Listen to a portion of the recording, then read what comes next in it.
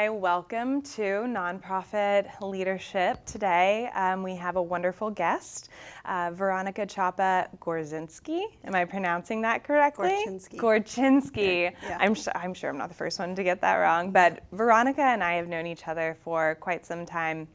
And she started off her career working in various housing and community development government agencies, moving on to leading Early Matters Houston, which you may have heard of. It was a collective impact model to improve early childhood education, and that's where we got to know each other. And then she now leads the Greater Easton Management District, which is like we were just talking about this. It is a management district that is invested by the businesses. If you want to give a little bit of a better explanation. Sure. I call it like a tiny town. It's its own geographic place, but the businesses opt to self-assess and invest in particular activities that are over above city services. So we do graffiti removal and beautification projects. We mow the right of way, we pick up litter, and just keep adding projects that help benefit so it's clean and open and ready for business. Good. And it's a nonprofit. Yes. Technically quasi-governmental. That's very interesting, and I think it's helpful to students to know that nonprofits don't just have to be the United Way or some sort of direct service organization, but it can be a quasi-governmental where there is that bridge between what needs to happen in the nonprofit world to also help government. And so your career path has been, you've been in pretty different areas. Yeah. Can you talk about maybe is there a common thread through that for you? There's not a common thread except for that I said yes for each and every opportunity. And I think the difference was I felt like I was ready to make the move, and strategically each place was a growth opportunity. But when we talk about nonprofit management, people focus like, oh, I'm only going to work for nonprofit organizations. And the reality is if you have a core set of skills or even passion that drives you, you can take that in government, you can take that private sector, you can take that. I've had consulting gigs intermittently. And it's just let me have a pretty interesting kind of career and fortunate life. Do you have any recommendations for students or advice for them to develop or identify even their core set of skills? So the first one I would recommend is getting your Myers-Briggs and then watching that over time and seeing, because I think people change on that, especially on the E and the I piece, and it just reminds you of what those core strengths are. There's a different philosophy and I don't know it very well. A friend of mine used to be an analyst for Clifton Strength Finders, and so it was the idea that you were never going to build up your weaknesses. So why do we invest in that? Play to your strengths and identify, what makes you passionate or strong. And so some of my outcomes on that particular test was funny because it was like tantamount to being in the military. So it'd be really good. And you've seen me in a room of 72 people. That makes a lot of sense. Yeah. But I think having those kind of tests available to you or to students and just taking advantage of them and watching them over time are really good at just saying, what are you good at? I think what are you good at is very different from what are you passionate about. Sometimes they sync up, but understanding both really clearly has always helped me at least make that next step or decision. Good, and I'm glad you mentioned that because that's something the Myers-Briggs is part of one of the final assignments of a leadership development paper, so that's great. So if you can talk a little bit about your transition to the Greater Easton Management District. So when we were just chatting now, you were talking about how you took over from another leader and a board who had a big 5-year plan, and you were in year 2. And so can you talk a little bit about maybe the challenges that you've had in that? So the challenges are just interesting for me because to give background to the rest of the group, I started right after the community development right after the hurricanes. So I've only known working community development and affordable housing when we had billions of dollars thrown at us that we had to get out the door and get people help. So when you go from that, those 12 or 15-hour days, whatever that is, to running a tiny town or a tiny management district, the difference there for me was also that the longevity of the employees, they had been there a long time. I think the average tenure was something like 9 years for the newbie, and then there was me. The board was experienced. The president just decided to retire, having been there 10 years. Her predecessor had been there approximately 10 years. And so the hardest part of getting that strategic plan was it was the first time I probably wasn't part of the strategic planning process, and I don't own it. Part of the leadership piece for me has been to know when you have to step in and when you have to follow. And in this case, the board had already set the directives. They said, here's our strategic plan for the next 5 years. You're in year 2. We need to figure out how to do 3 through 5. And so trying to balance the execution of that's the job that I was hired to do and I want to do it very well. And I want to balance that with the things that are me and the things that would be denoted as my imprint kind of on the outcomes. And so figuring out what that looks like. And then you need a year to get your sea legs is what I tell folks. And so I feel like I've just gotten there where I know where I'm heading in the direction we need to go. That's great. And it sounds like a big challenge, but can you talk a little bit about your leadership style, maybe how that's changed over time? Yeah, I think, and it's different life events happen that change your leadership style. So, Sure. so the piece that I come onto the outset with folks, and the short version, I think I shared this with you and I don't mind sharing it publicly, is I am a cancer survivor and I had cancer my second year in grad school. And having to do that and continuing classes, I learned how to ask for help, how to balance things, and just kind of make it. And I was able to graduate on time. And for me, the decision was if I didn't do it, I wasn't going to finish school. So when I started looking at these different job opportunities and thinking about what are the challenges and how do I get through each one, you think about that kind of grit that you develop there. And as I've gotten to these other opportunities, I've realized that it's never been that difficult. I've also been able to say, okay, these are the plans or the pieces we want to accomplish. So nonprofit management for me in this particular space has been interesting because it's also had me move to other cities. So as a result of the job, I've lived in New Orleans, I've lived in DC, I've lived in San Antonio, I lived in Austin for 10 years, and I've lived in now Houston. So my experience in these spaces have kind of been all over the place in a great way. This is what I afforded to be. But it was always you had a graduate opportunity or a job opportunity or something that just kind of kept you driving. And you said yes to all those things. I said yes to all those things, which is scary because I was first to go to college in my family. A large family of all cousins, everybody stayed in the Rio Grande Valley. So I didn't have a support network. Wow. And you have to develop rules for yourself. And so things early on, like I was really regimented early on, and I prided myself on when I lived in New Orleans and my cohort of friends, I was the only one that didn't get mugged because I would refuse to go home past 2.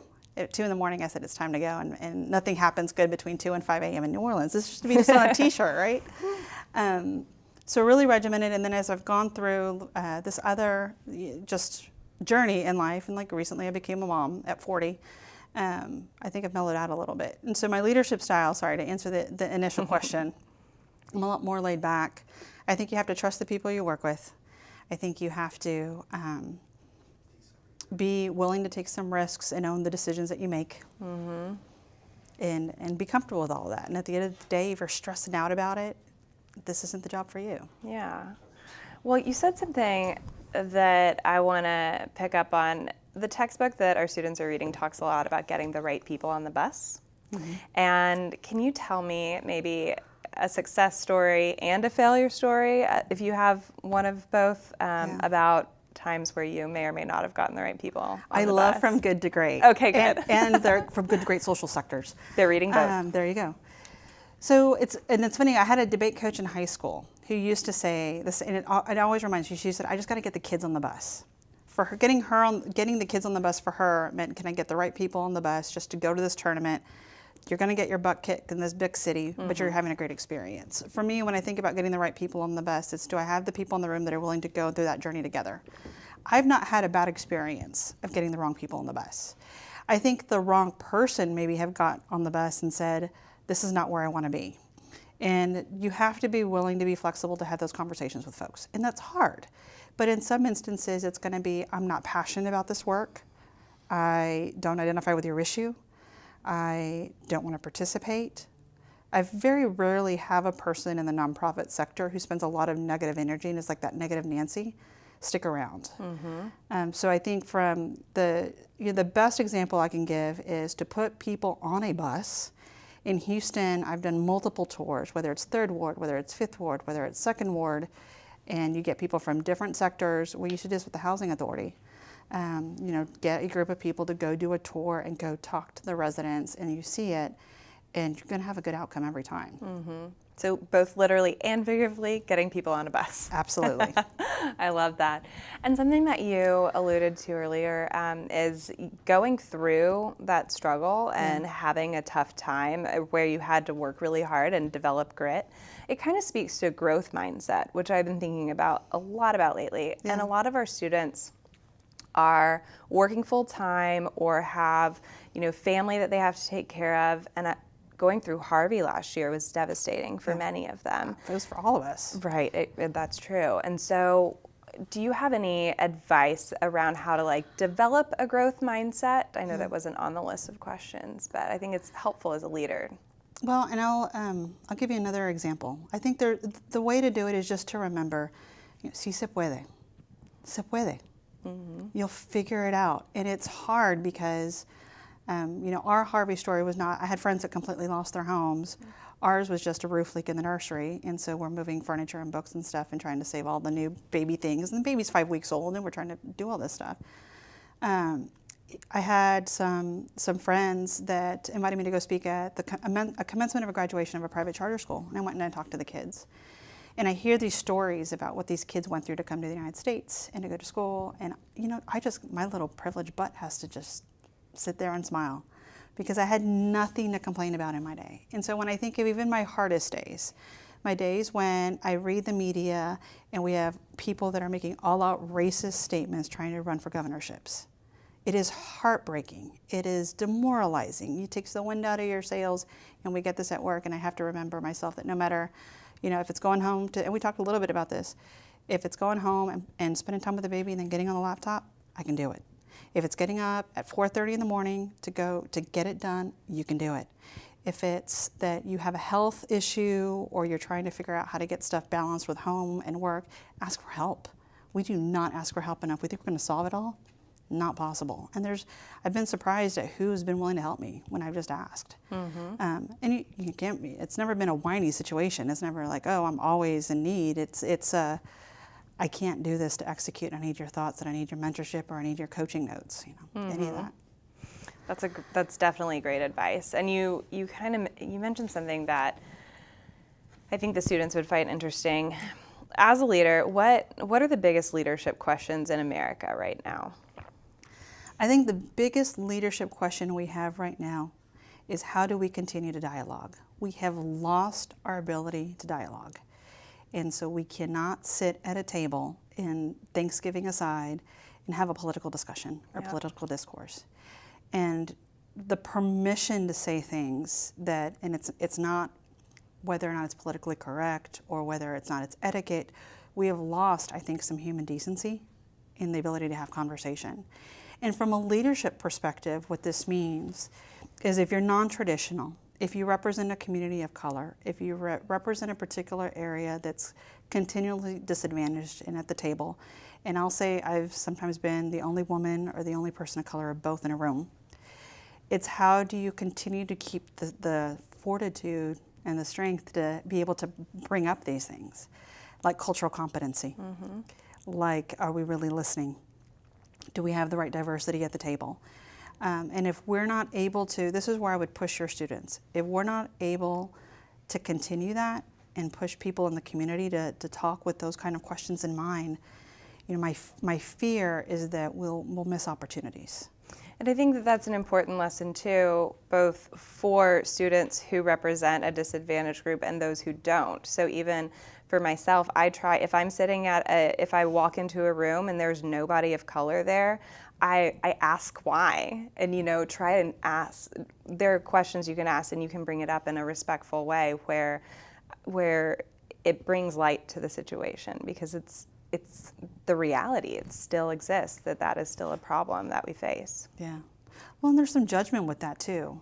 It's that we're making a decision for somebody else about what we think they need. And especially if you're in the nonprofit sector in a service provider, that is antithetical to what we should be doing. Absolutely.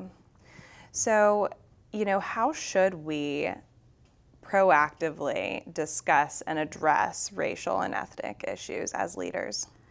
I think we have to ask the question, and we have to figure out diplomatic ways that are comfortable for us, because it's not an easy thing to talk about race.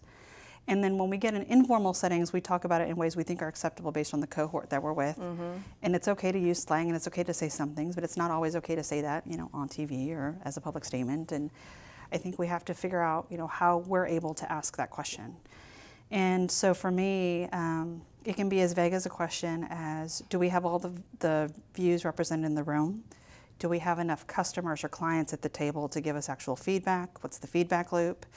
To a really stern, I have concerns about the cultural competency of this discussion right now and feel that we need to put a pause on it to bring somebody in who can add some value to the diversity piece. A friend of mine made a really good point of saying, and it was funny because sometimes you just need that friend who's kicking you under the table. He said, stop asking for a seat at the table. And I said, this is what I need to do because I'm underrepresented and this is how I'm going to get things done effectively. And he said, you need to ask people to listen.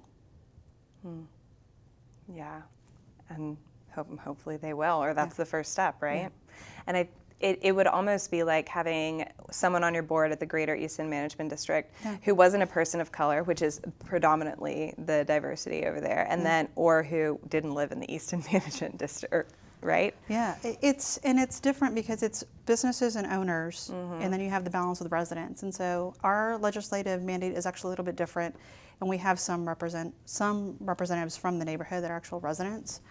But I think even in the bigger discussions that we have with Houston, if we're 70% people of color in the city, and we're trying to talk about like evacuation during a major natural event, do we have the 10 languages covered? Do we have more than 10 languages covered? Have we talked to persons with disabilities to see that they have those people? I mean, this is when we're talking about cultural competency. It's not making sure that I think some people frame it very coldly as like, oh, it's just taking care of people's feelings. And I'm like, no, it's beyond that. It's, can you provide the service at the end of the day to meet the need and the outcome? Exactly.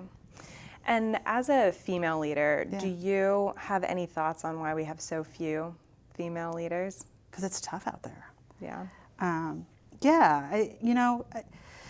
So some of it is going to be we historically did not educate women at the level that we needed to.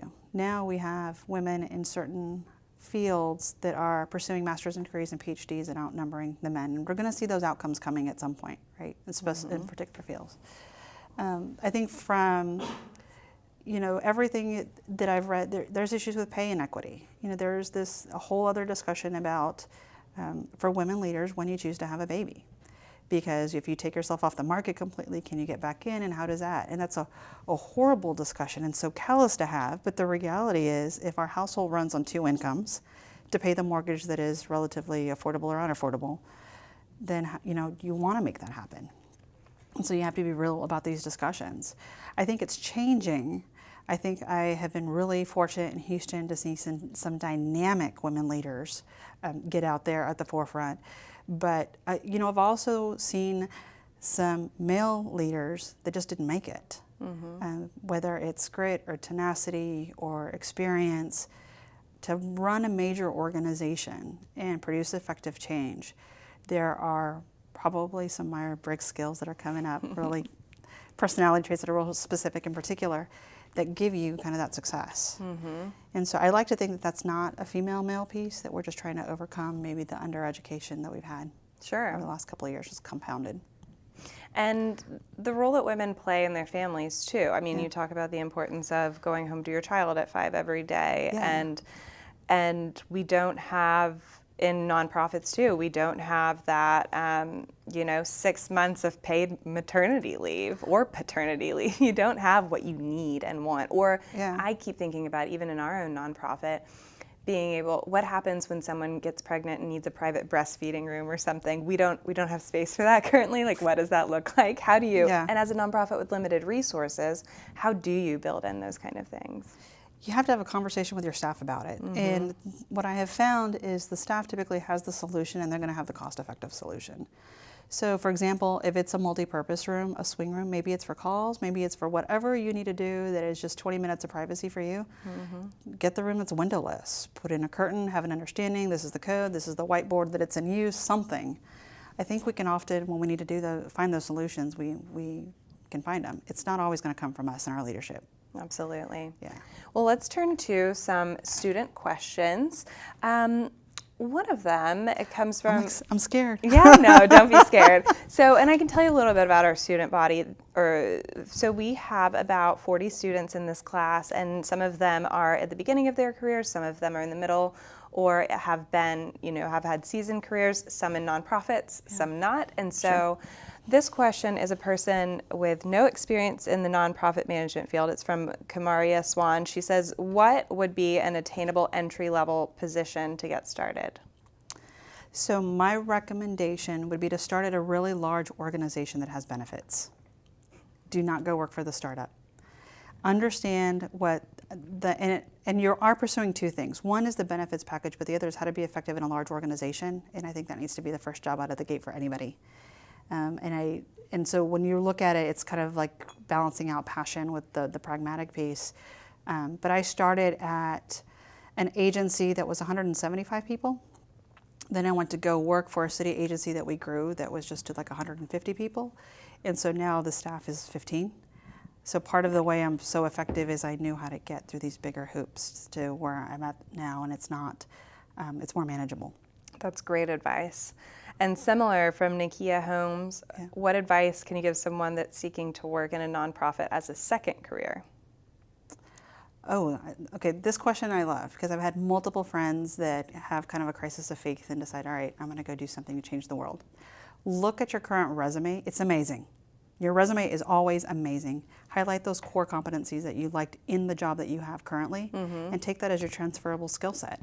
So don't shortchange yourself and say, oh, I just need the entry-level job at this nonprofit because that's all I can do because I've not been in a nonprofit before. No. Look at your skill set, see what you can take with you, and use that to leverage a job that's going to be interesting. Otherwise, it's not going to even intellectually be fun for you to do. Sure, sure. And that's the thing, when going back to what we were talking about at the very beginning, is developing a skill set, and that skill set can take you multiple directions. Yeah. That's great. What are a couple of resources, this is Kaisha Cooper, that you would recommend someone looking to gain insight into becoming a better leader? So you mentioned you like this book they're reading, you like Myers-Briggs and Clifton Strengths Finder. Is there anything else? So a combination of things. I really like podcasts. I should be reading more, but I don't have the time. I like biographies. So I take biographies of people that I admire, and I like listening to their stories because I feel like there's a learning lesson in each of them. So for fun, I went through most of the SNL cast that has ever written a book and put that in my audiobooks. From the professional piece, there's just so much great stuff out there. I have not read a business book in probably about 2 years. I think, what is it, the David and Goliath book? Anything by Malcolm Gladwell. I had the whole collection. I read all of those, and they were inspirational and great. Yeah, and then I think I liked From Good to Great because I felt like it was digestible, and it helped frame a lot of my lessons learned into a way that I could even explain it. Shoot, there is, okay, so one I haven't finished, I was reading the Steve Jobs biography, and I was like 600 pages in. But there are some other books that talked about like the development of Apple during that time. I think that even from a nonprofit perspective, it was interesting to read those kind of two timelines paralleled and the lessons that you can learn from those experiences. Great, great advice. Star DeLuca asks, were there ever any times that you faced opposition to the changes that you initiated, and how did you handle those conflicts? Not well, yes. So I interestingly had a team that would tell me no on everything. They did not like, and what I figured out was that they did not like change. Is it like, no, we can't do this, or is it like, well, things have been done this way, or? It was all of those. To some like, no, we just don't do that. Ugh. And I said, I understand. And so what I had to figure out was my rebuttal. I understand and appreciate it, however, and I just kind of kept at it. And there was this one point where I just really got it right. It was something small, but I just got it right. And they were like, wow. And I said, oh yeah, look, I didn't know what I was doing. I will own the bad decisions, but I'm going to own the good one too. And after that, the team started giving me less pushback on some stuff, on most things actually. And part of it for them was a trust thing. You're going to have a new leader. They want to make sure that you're going to protect and cover them and take care of them as much as you are yourself. And they can sense that. That's good. And that kind of leads into another question that I wanted to be sure to ask you is what organizational culture do you think that nonprofits should aim for, and how do you build that culture? So I like to think of organizations as independent from each other. And I've seen some nonprofits do really, really well at having what you would perceive as a laid-back culture. Everyone wears jeans, they've got their own schedules, they're in and out, but they perform this really great, amazing work. And then I worked in organizations that are pretty regimented and tend to mount to a government agency. I think for the culture, the success of the organization is whether or not you meet the metrics, right, or your mission and what you're trying to accomplish.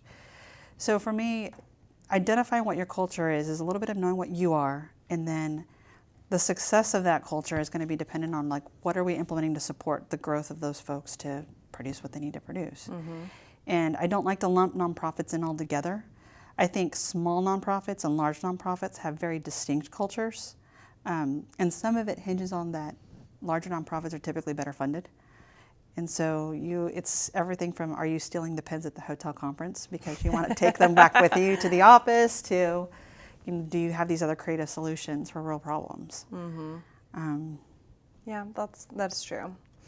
Emily McGovern asks, how important is it for someone in a nonprofit to have a firm understanding of public policy to make an impact in their mission? It depends where you are in the organization. Mm-hmm. If you're the spokesperson in the organization, and if you've not read a book in 2 years, you probably shouldn't be commenting on it. I think to be effective, and I'll use you as an example, you have 10 years in early childhood policy? 10 years in like working nonprofits and stuff, but about 4 in early childhood. In early childhood specifically. I've never seen someone, and it's weird because we go and we get these master's degrees and we think the master's degree is going to give you all the knowledge. That's not going to make you the expert in the room. No. It's going to be being in the provider, and typically what I tell people, it's about 3 years to really get an understanding of the public policy field. And then if you want to get really effective at making the change, it's at years in 7 to 10 when you go in and you give the solution and and you get everybody there and on board and they make the change happen. Mm-hmm. So I would say if you really need to find out if you're passionate about it, every facet about that particular subject and what you like and don't like. A really good example is I did housing and community development really, really well. I was not a homelessness expert, and people just assumed that I had an opinion on homelessness programs and provision of services, and it's so nuanced that I had to admit to folks, I'm not an expert in that. That's not what I do. And so be careful of how you frame yourself to somebody. You can't be an expert in all things with 2 or 3 years under your belt. Just not. Yeah. Very true. And I think that kind of goes toward being a lifelong learner and always learning and growing and making safe assumptions and mostly just not making assumptions. Yeah, check everything twice. Exactly. Let's see. This is a good question from Bobby Thomas, who's in the room. Yes. Hi. We have some students here today. When interviewing candidates for a leadership position or any position, yeah. I would say, how do you weigh experience, passion, values, education? Maybe what are the most important components to you? So when I'm interviewing a candidate, I'm going to look at a couple of things.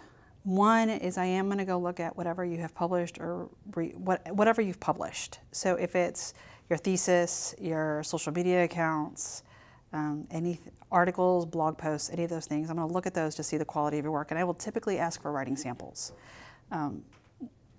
In my field where I've wanted to be successful, everybody has to be able to communicate. So I less on the data piece and the visualizations of that, and much more on, can you describe the narrative of the public policy problem and what the solution should be? Mm-hmm. And the second thing that is important to me is going to be your references, because everybody should have champions that are saying, this is the person and candidate for that job. If I call a reference and they don't know who you are, if I call a reference and they give me a negative review, which has happened, the awkward one is to call a reference and someone saying, I don't know why they put me as a reference, or the person not calling me back.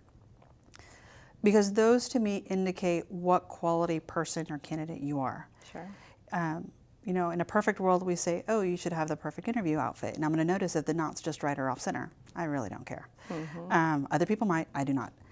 Is it going to be, are you a good fit? Are you going to be able to move? Are you going to be able to, can I send you multiple places and kind of have that dexterity is kind of what I'm looking for. And I think in smaller nonprofits, what we look for generally is somebody who can wear multiple hats and be okay with it. There is no, you get one job.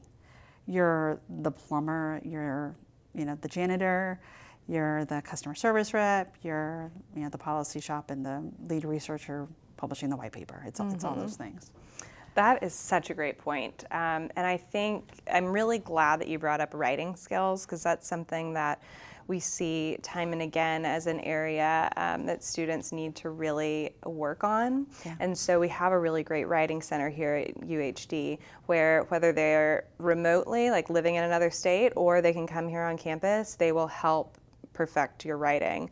And so students, that is why I will be very critical of your writing in a good way, to give you feedback and always a chance to improve. But it's incredibly important. I find it for not just for my job, but everyone that we've interviewed, mentions this as an important thing. Absolutely. If in my opinion, unless you're so good at data visualizations, you want to do that for life, and no one else needs you for any other thing, you've got to learn to write.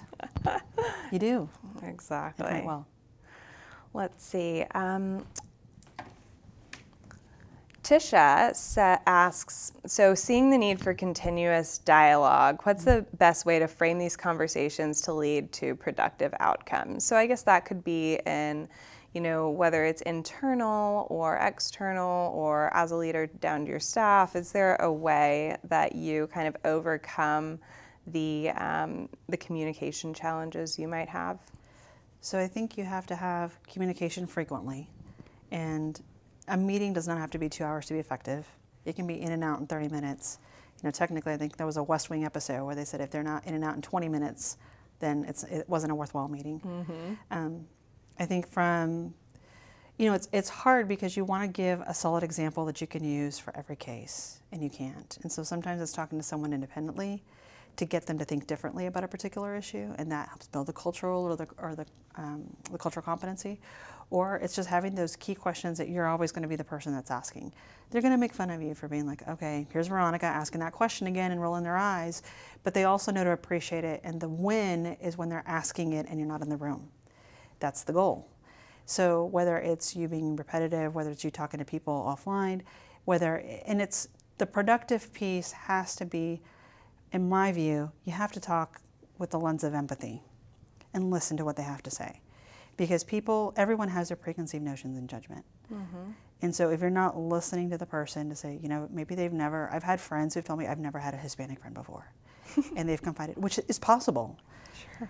Happens. And it's not, when people talk about, American food versus Mexican food, I was like, I didn't know the difference. I had all of it. Especially growing up in the valley. In the Rio Grande Valley, it's like we had amazing enchiladas all the time.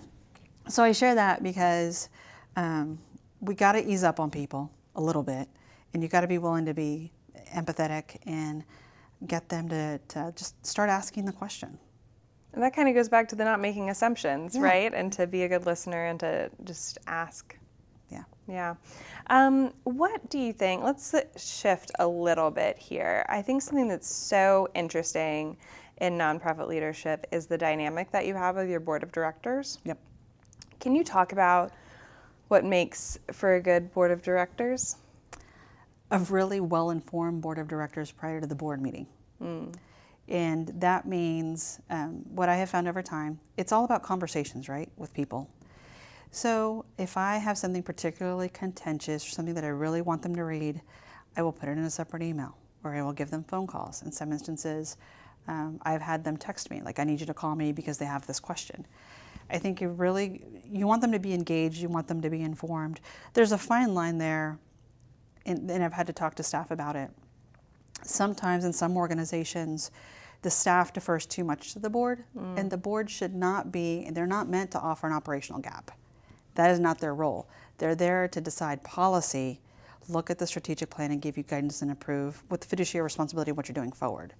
So if you're getting to the point with a board discussion and the board members are telling you how to handle your daily business, then you need to take a step back, even with your supervisor, and ask, is this the highest and best use of their time?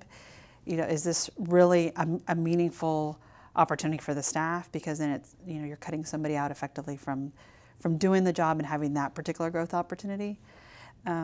I've been really fortunate in having good board leadership, but some of that is because when you're talking about high-performing organizations, they have a deep bench, and they know who they're attracting and bringing in, and those folks are coming in ready to work. The hardest conversation that you have is with someone who feels like they're not effective anymore. And I've had a couple of board resignations. And that for them, it said, at the end of the day, I need them to be happy as an individual. I need them to have a good feeling about the organization. And it's okay to let go. We don't have to be all things to all people every day of the week. It's not possible. And is there like a board size that you think is a sweet spot, or a length of time that before you roll off? So from a board size, I found it pretty successful with 7 to 10, because you want a combination of fundraising, fiduciary oversight, someone to help with governance, and then just general board policy on the strategic piece. I have a board of 15, which is manageable. I've seen really large board meetings of like 27 to 30, and I struggle with those. I feel like it's sometimes too many people in the room trying to make these decisions and trying to get a majority vote to pass a policy. But that probably works for that particular organization. That's my judgment, right? Not theirs. So what I would say is 3 is probably too small. 3, you get it for a startup. You get it with your articles of the Secretary of State for a couple of years, and then you really need to grow your board. That's good. And what do you think about, this is one question that's always a student favorite, is a time that you think that you failed as a leader, and how did you handle it, and what did you learn? So I don't have any really great failure stories. I want to give you more failure stories. And it's not that I've been successful at like everything. I worry about, did I leave this job? Because my personal philosophy has always been, because I've been the cleanup queen. Like, let me go in, fix it, we'll make it better. Do I leave it better than I found it? I wonder if I've left the staff in the best position when I've left an organization. And a little bit of guilt, like, is everybody there ready to take the reins? Have I transitioned? Did they all get their transition memos? Do they feel confident like they can do the work? Have I made mistakes in my leadership? Yeah. Anything that keeps me up at night right now? Probably not. But the fortunate thing is I'm not in the military, and what I do every day is not a life or death decision. And for other people, I think it's going to be a very different answer. And that's interesting that you say that. What is any sort of advice you have for students on how to handle stress? Because that's something in nonprofits. I see high-performing nonprofits as being between like a campaign and like a private organization. They're somewhere in the middle where there is just always this stress. And so how do you recommend students deal with that? I think you have to figure out what your triggers are to acknowledge it. And if your reaction to stress is going to be reactionary in a room where people notice it and see you as unable to, that's the disadvantage, right? We're all stressed out in some form or fashion, especially at the end of a 12 or 14-hour day. It's how you handle it.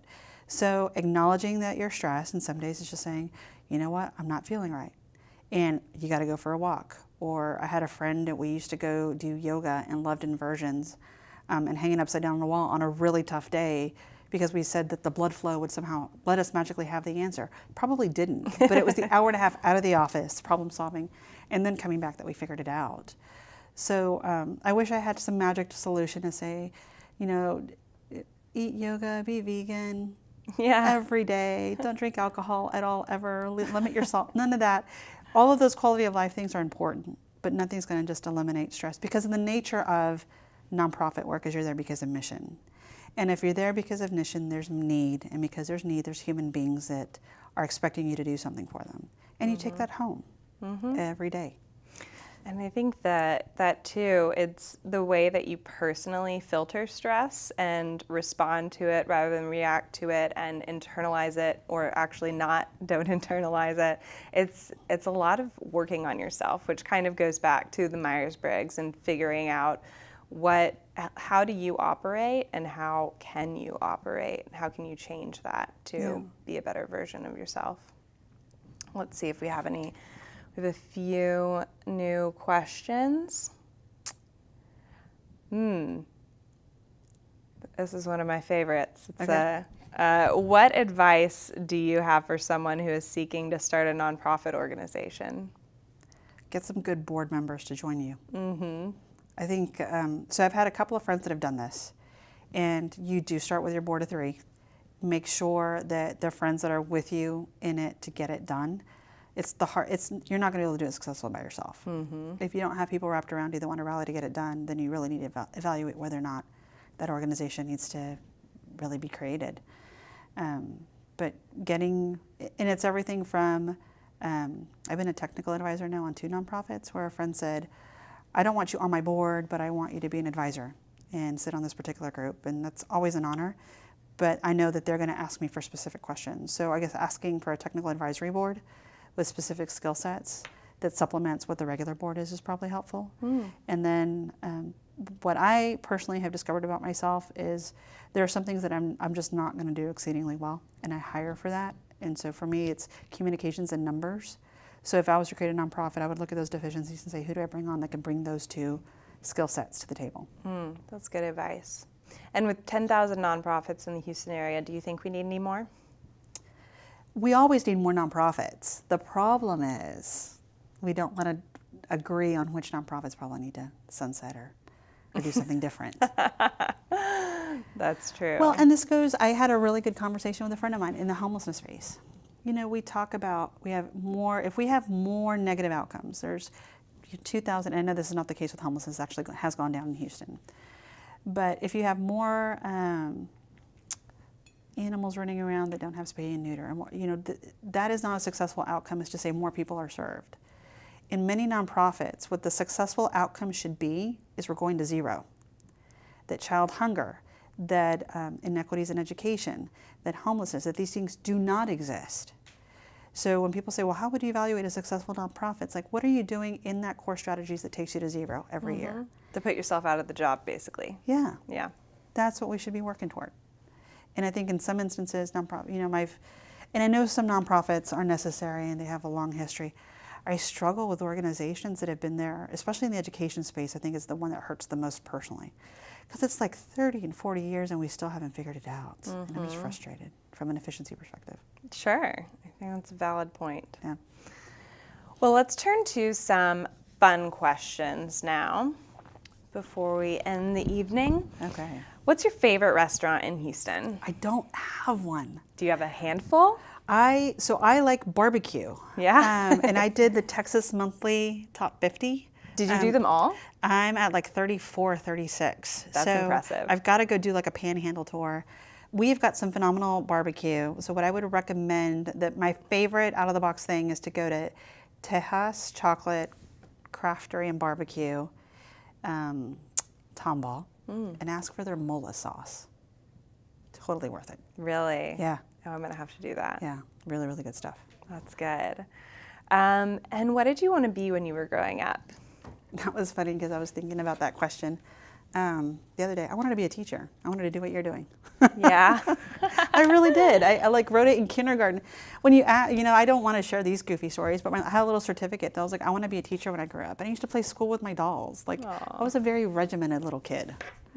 Well, you are teaching today. There we go. There we go. Teacher for a day. I wanted to be president, if it makes you feel any better. There's still time. There is. Shoot, you got 40 years left for that one. Yeah, and Absolutely. Apparently anyone can do it these days. Yeah, lay off the red meat. What is your favorite book or TV show as a kid?